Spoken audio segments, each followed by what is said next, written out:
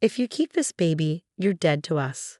My father's words echoed through our pristine living room, his face twisted with rage. I instinctively wrapped my arms around my swollen belly, protecting the life growing inside me. At 22, I stood in my childhood home, facing the ultimatum that would change everything. My name is Olivia Parker, and that was the last conversation I had with my parents before they erased me from their lives. The prestigious Parker family couldn't handle the scandal of their unmarried daughter choosing to be a single mother. My ex-boyfriend had disappeared the moment I told him I was pregnant, and my parents expected me to handle the situation quietly, their euphemism for termination. But I couldn't. From the moment I heard my baby's heartbeat, I knew I would choose her over everything else, even if it meant losing my family. "Think about our reputation," my mother pleaded, wringing her hands. "Think about your future, your father's position at the hospital, our standing in the community." Her voice trailed off as she saw the determination in my eyes. "I am thinking about my future," I replied, my voice steady despite my racing heart. "My future is this baby." My father slammed his fist on his mahogany desk. "Then get out. You're no longer a Parker. We'll tell everyone you died in an accident abroad. It's better than the shame you're bringing to this family." I remember walking out of that house, my small suitcase rolling behind me, containing whatever I could quickly pack. The perfectly manicured lawn, the imported flowers in their precise rows, the golden afternoon light catching on the windows. Everything looked the same, but nothing would ever be the same again. My best friend Emma took me in without hesitation. "You can stay as long as you need," she said, helping me settle into her spare room. "Your parents are insane if they think you'll go through this alone." The next few months were a blur of doctor's appointments, job hunting, and trying to build a new life from scratch. I found work as a virtual assistant, something I could do from home while pregnant. Emma's support was unwavering, but the absence of my family felt like a physical ache. The day Lily was born was both the happiest and loneliest day of my life. As I held my daughter for the first time, her tiny fingers wrapping around mine, I knew I'd made the right choice. But part of me still wished my mother was there, that my father would burst through the door with balloons and stuffed animals, proud to be a grandfather. Instead, Emma was my birth partner, holding my hand through every contraction. When she took pictures of Lily's first moments, I couldn't help but think about how these photos would never make it into my family's albums. Through mutual friends, I heard that my parents had indeed told everyone I died in a hiking accident in New Zealand. They even held a small private ceremony, though there was no body to bury. The story spread through our social circles, and soon I started receiving condolence messages from old friends who believed I was dead. I focused on Lily, on building our life together. We moved into a small apartment, and I expanded my virtual assistant business into a successful online management company.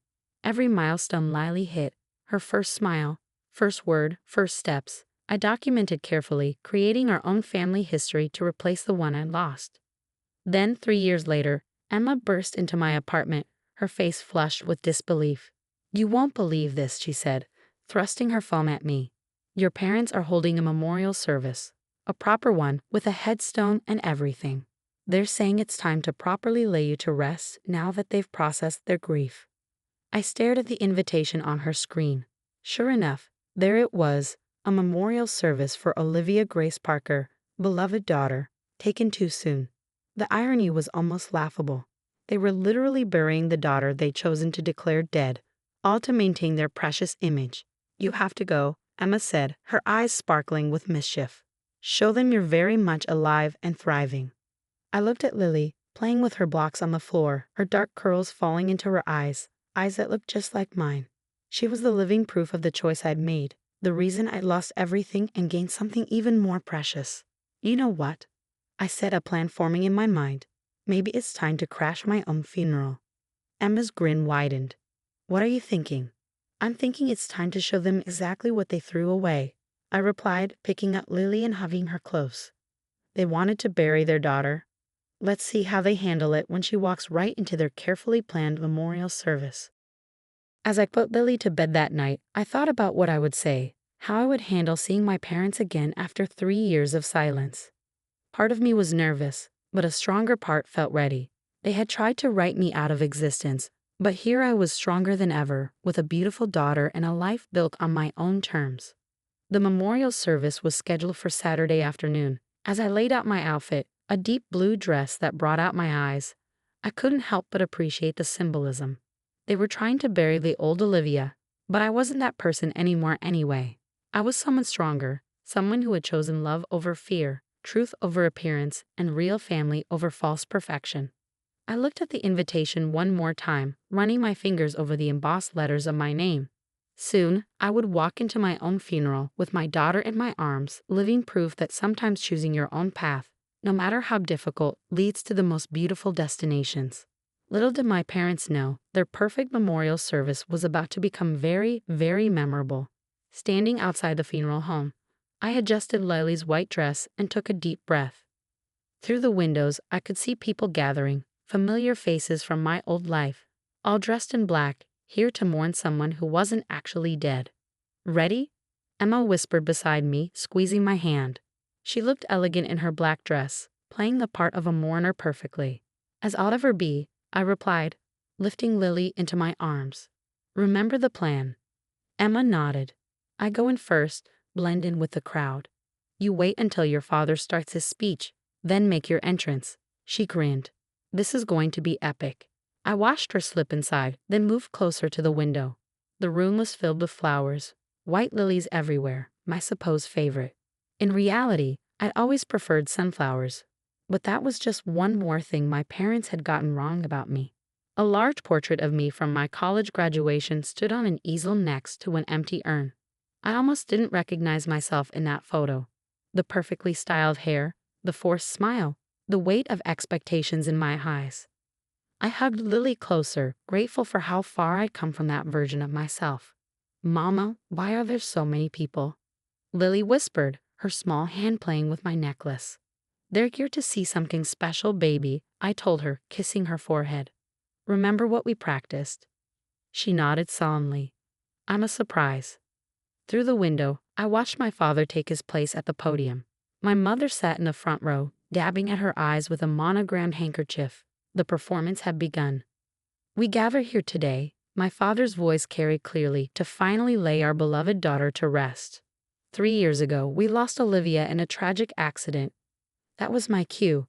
I shifted Lily to my hip, squared my shoulders, and walked to the entrance. The heavy doors opened silently as I stepped inside. She was always the perfect daughter, my father continued, his voice thick with manufactured emotion. Someone who understood the importance of family, of tradition, of...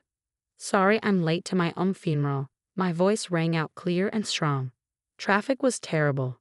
The reaction was immediate. Gasps echoed through the room. Someone dropped a glass. My mother's handkerchief fluttered to the floor as her hand flew to her mouth. My father froze mid-sentence, his face draining of color as he stared at me, or more specifically, at Lily, who chose that moment to wave cheerfully at the crowd. Hi, she called out. I'm Lily. The silence that followed was deafening. I walked slowly down the aisle, aware of every eye in the room on us. Emma, standing near the back, was barely containing her glee. What is the meaning of this? My father finally sputtered, gripping the podium so hard his knuckles turned white. Well, I heard you were holding a memorial service for me, I said, my voice carrying clearly through the stunned silence.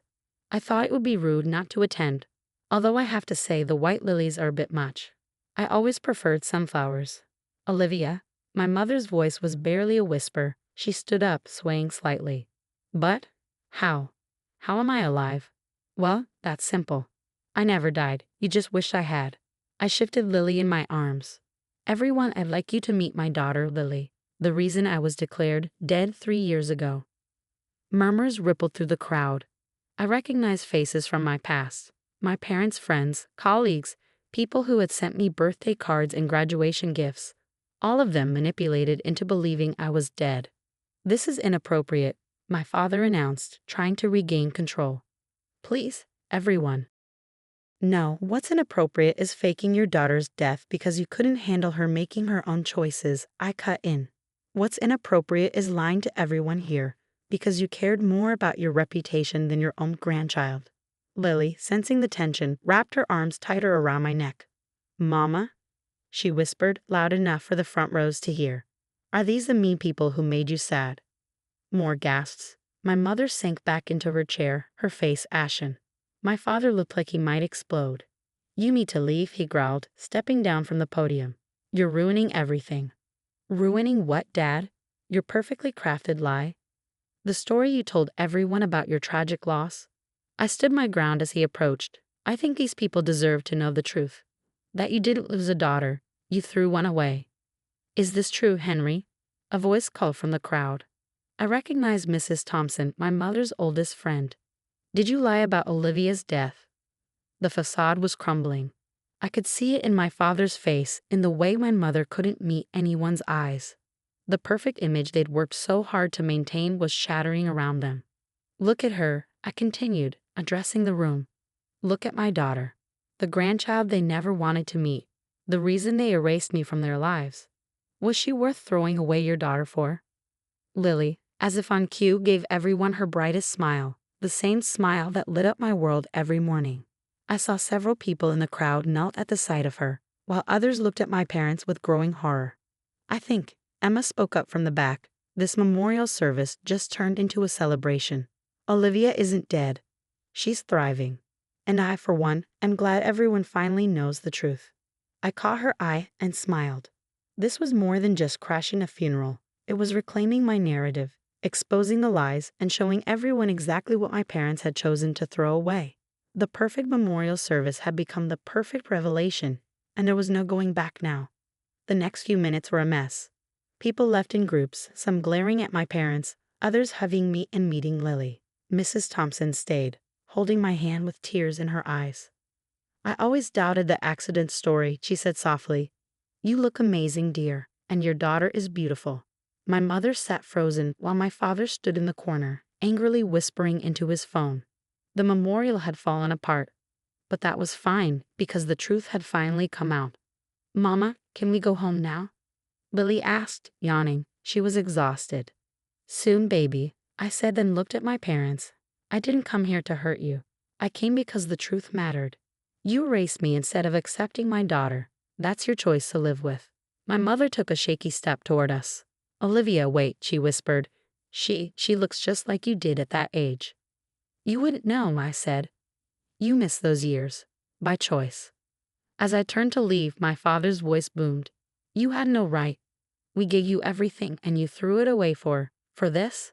I snapped. No, Dad. You threw it away.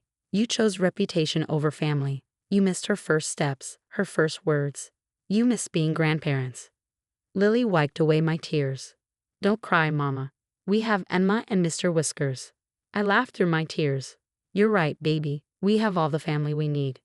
Emma took Lily from my arms. I'll get her in the car. I looked at my parents, my father, red with anger, and my mother, crying as she stared at the spot where Lily had stood. They looked smaller, less powerful than before. I'm not dead, I said. I'm happy. I have a daughter, a business, and people who love me. I didn't come for forgiveness. I came to show that choosing love over fear was the best decision I ever made. Please, my mother whispered. Don't go. Not again. I never left. You pushed me away. Until you accept both of us, nothing will change. I walked outside. Emma stood by the car, Lily already asleep. As I stepped away from that building, the past felt lighter. 3 days later, I got sunflowers. The card read, You always did prefer these. Mom. A week later, an email came from my father's private account. A picture of me at 3, holding a stuffed rabbit. The message, Lily looks just like you. I was wrong. They weren't grand gestures, just small cracks in the wall they had built. One evening, as Lily watered her little garden and herself, I had a realization. The daughter my parents wanted, the obedient one, was gone. In her place was someone stronger. Mama, look. Lily held up a tiny tomato. I made food. I scooped her up, laughing. Yes, baby, you made something beautiful grow. And so had I. Emma texted about brunch. Mr. Whiskers curled around my feet. This was my family, imperfect, chosen, but full of love. The memorial my parents planned turned into exactly what they feared. A goodbye to the daughter they wanted and the start of the woman I had become. Would they change? Maybe, maybe not, but I didn't need their approval anymore. Some endings don't tie things up neatly. They just open the door to new beginnings, and I had walked through that door on my own terms.